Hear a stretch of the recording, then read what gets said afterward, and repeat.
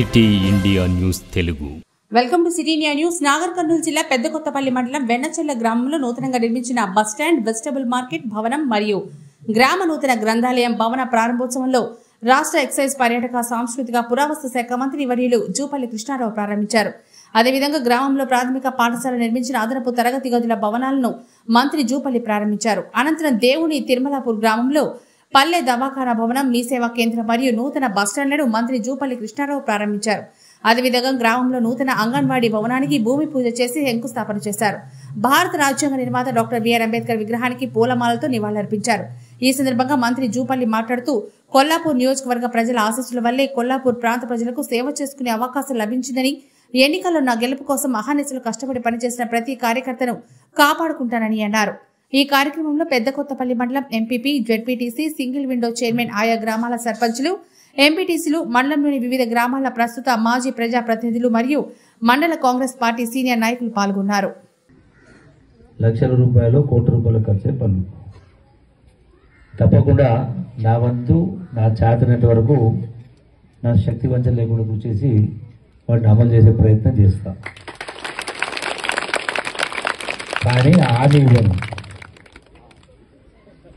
అర్థమైందా? కానీ హామీ ఇవ్వను.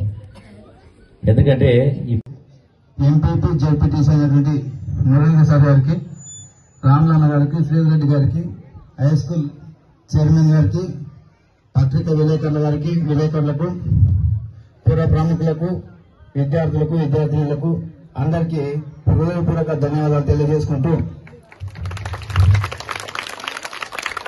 సార్ అత్యంత పేదోడు అయిన తర్వాత ఇంకోటి అంటే, ఒక సెంటు పొలం లేకుండా గుడిసెలో ఉన్న వాళ్లకు లెక్క కరెక్టా కదా? ఓపీ గారు ముందు మిమ్మల్ని అడుగుతుంది. అందుకనే ఓ బాసాయ్ నేను అడుగుతున్నా, చెప్పినవా? రేపు 10 వచ్చినా 20 వచ్చినా అత్యంత పేదవాడు, ఒక్క సెంటు భూమి లేని వాడికి, గుడిసెలో ఉన్న వాళ్ళకే ఫస్ట్. నీ రికమెండేషన్, నా రికమెండేషన్, ఈయన రికమెండేషన్ కాకుండా మొట్టమొదటిగా టోటల్ చేస్తే అందరం ఒక తృప్తి ఉంటుంది. కరెక్టే కదా? నేను స్వయంగా కూడా చూస్తా. కాబట్టి ఇదో లెక్క మీరుగా వచ్చినప్పుడల్లా మా ఇల్లు అడగదు. మీరు ఎవ్వరు ఇళ్ళకు అడగాల్సిన అవసరం లేదు. తాలూకాకి ఎన్ని వస్తాయో అదే నిష్పత్తిలో లేనివాళ్ళు చూసి ఆ గ్రామాల ప్రకారం ఇవ్వడం జరుగుతుంది. స్వయంగా మీ ప్రజాప్రతినిధి ఎంపీ గారు ఉంటారు, మీ ఎంపీటీసీ ఉంటారు, మీ సర్పంచ్ ఉంటారు, నేనుంటా. స్వయంగా అటువంటి వాళ్ళు చేస్తే మీరు అడగదు. రెండవది, ఎవరికైతే పెన్షన్ కూడా లేదు, అంటే చట్ట ప్రకారం లెక్కపడుతుందో వాటికి పెన్షన్లు కూడా ఇచ్చేదానికి ఎన్ని వీలైతే అన్ని అవి కూడా ఇప్పుడు ఏర్పాటు చేస్తాం. కానీ కొందరు కుళ్ళకు ఏదో కూడా దాపరీకరణ లేకుండా మాట్లాడితే మీకు మాకు ఇబ్బంది ఉంటుంది. కొంత ఏళ్ళు ఇరిగింటుంది, ఏళ్ళు వచ్చిందా, ఏళ్ళు పెట్టింది. నా ఏళ్ళు పోయింది, నాకు అంగవైకల్యం కింద పెన్షన్ అడుగుతారు. పెన్షన్ రాదట. గతంలో ఒక డాక్టర్ ఉంటే పైరవీలు చేసి లంచాలు తీసుకుని, పైరవి గారు కార్యకర్తలు ఇంకోవడం లంచాలు తీసుకుని, ఆ డాక్టర్ ఒక డాక్టర్ లంచం చేస్తారని 5 మంది డాక్టర్లు పెట్టింది.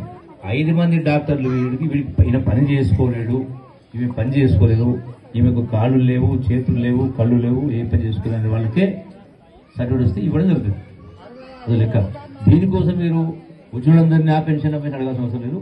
ఆ సందర్భం వచ్చినప్పుడు ఆ బాధ్యత కూడా తప్పకుండా ఈ గ్రామ ఎంపీపీది, ఈ గ్రామ ఎంపీటీసీ, ఈ గ్రామ సర్పంచ్ ఎట్లయితే ఎలక్షన్లప్పుడు ఇంటింటికి పోయి ఓటు అడుగుతామో, మన కోసం ఓటు అడుగుతామో, ఎలక్షన్లు అయిపోయిన తర్వాత కూడా ఈ గ్రామాల బహుశా ఉంటే ఒక 1000 ఇళ్ళు ఉండొచ్చు.